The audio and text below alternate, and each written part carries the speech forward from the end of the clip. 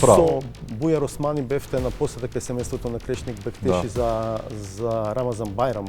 Во каква состојба е Бектеши? Крешник, во ментална се зборувам, Крешник е во одлична состојба бидејќи воопшто не чувствува вина за ова што се случува. Тоа е во шутка во истражниот затвор? Да, напротив, ова е класичен политички прогон. Дали во моментот имаме етнички квоти? Не. Одговорот е не. Дали ова значи дека сме се вратиле во ситуација пред 2001?